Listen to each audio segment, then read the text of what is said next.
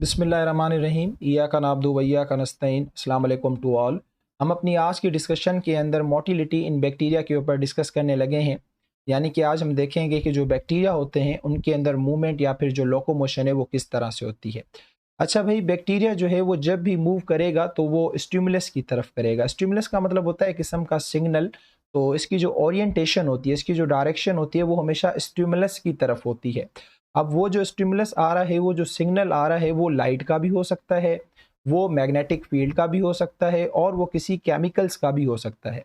तो भाई वो बैक्टीरिया जो कि किसी केमिकल की तरफ अपने आप को अट्रैक्ट करते हैं, केमिकल की तरफ अपनी ओरिएंटेशन करते हैं या जिनका स्टिमुलस केमिकल होता है, तो ऐसे बैक्टीरिया को कहा जाता है कीमोटैक्टिक बैक्टीरिया। और कुछ बैक्टीरिया ऐसे होते हैं जो कि लाइट की तरफ अपने आप को क्या करते हैं, अट्रैक्ट करते हैं, उनका स्टिमुलस लाइट होता है। तो ऐसे बैक्टीरिया को कहा जाता है फोटोटैक्टिक बैक्टीरिया। और कुछ बैक्टीरिया ऐसे होते हैं जो कि मैग्नेटिक फील्ड की तरफ अट्रैक्ट होते हैं, तो ऐसे बैक्टीरिया को कहा जाता है मैग्नीटोटैक्टिक बैक्टीरिया। अच्छा देखें, जो लाइट वाले बैक्टीरिया हैं उनकी बॉडी के अंदर तो चलो मान लेते हैं कि फोटो रिसेप्टर्स लगे हुए होते हैं, वो उनको अपनी तरफ अट्रैक्ट करते हैं। केमिकल वाली भी बात समझ आती है कि वो कुछ केमिकल ऐसे सीक्रेट करते हैं, तो बैक्टीरिया की बॉडी के जो केमिकल है वो उनकी तरफ अट्रैक्ट होते हैं।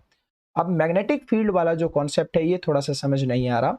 तो बैक्टीरिया जो होते हैं उनकी बॉडी के अंदर होते हैं आयरन के क्रिस्टल्स, तो उन आयरन क्रिस्टल्स की वजह से ये मैग्नेटिक फील्ड की तरफ क्या होते हैं, अट्रैक्ट होते हैं। तो ये थोड़ी सी कॉन्सेप्चुअल बात थी जो बच्चों को समझ नहीं आती। अच्छा भाई, अब जब ये लाइट की तरफ जाएं या केमिकल की तरफ जाएं या मैग्नेटिक फील्ड की तरफ जाएं, तो किसकी मदद से जाएंगे?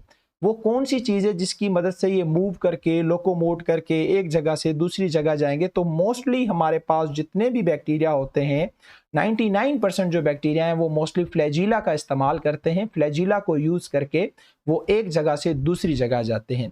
ना सिर्फ ये केमिकल, लाइट, मैग्नेटिक फील्ड के लिए फ्लैजिला को इस्तेमाल करते हैं, अगर ये न्यूट्रिएंट की तलाश में निकलते हैं तो तब भी फ्लैजिला का इस्तेमाल करते हैं।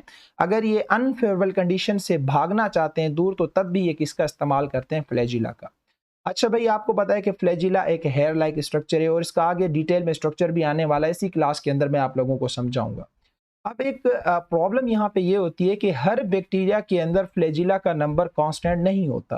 हर बैक्टीरिया के अंदर फ्लैजिला की पोजीशन कांस्टेंट नहीं होती।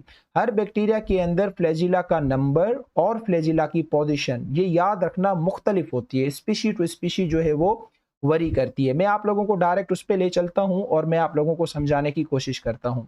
अच्छा देखिए, यहाँ पे हमारे पास मुख्तलिफ किस्मों के जो हैं वो बैक्टीरिया मौजूद हैं। तो यहाँ पे आपको नजर आ रहा होगा कि हमारे पास एक ऐसे बैक्टीरिया है जिसके पास किसी भी किस्म का कोई फ्लैजिला मौजूद नहीं है। तो इस तरह के बैक्टीरिया को क्या कहा जाता है, ए ट्राइकस।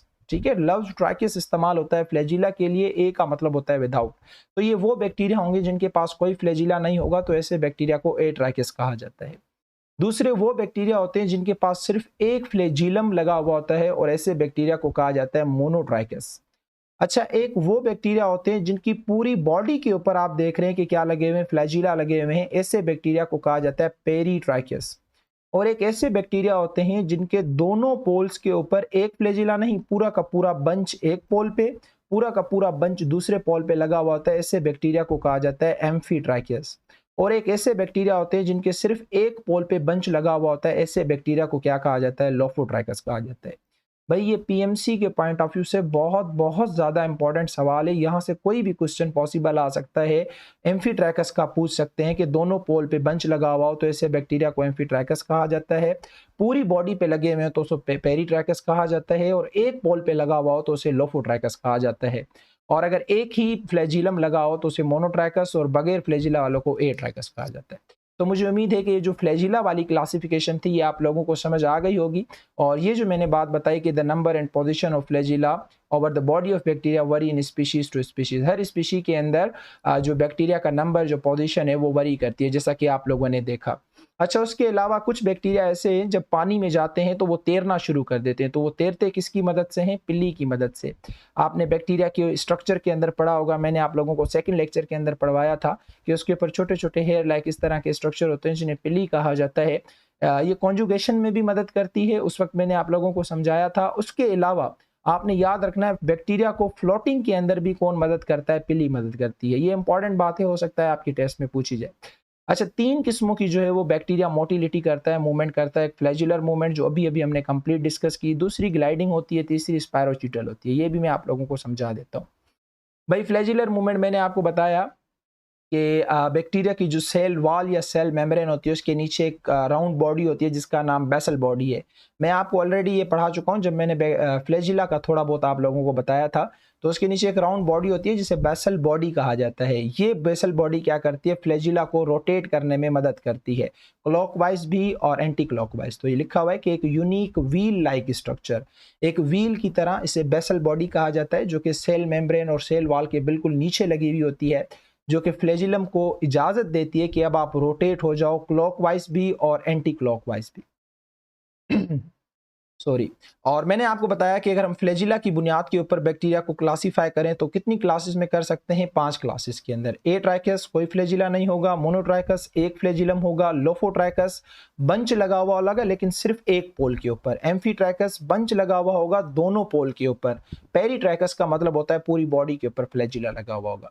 ये वही बात है जो कि मैं पिछले लेक्चर में बता चुका हूं कि मोस्टली मैंने कहा ना बैसिला और जो स्पाइरल है ये हमारे फ्लैजिलेटेड बैक्टीरिया होते हैं। जो कोकाए हैं और जो स्पाइरल की एक क्लास थी आखिरी स्पायरोचीट, ये दो सिर्फ क्या होते हैं, नॉन फ्लैजिलेटेड, बाकी जितने होते हैं मोस्टली वो फ्लैजिलेटेड होते हैं।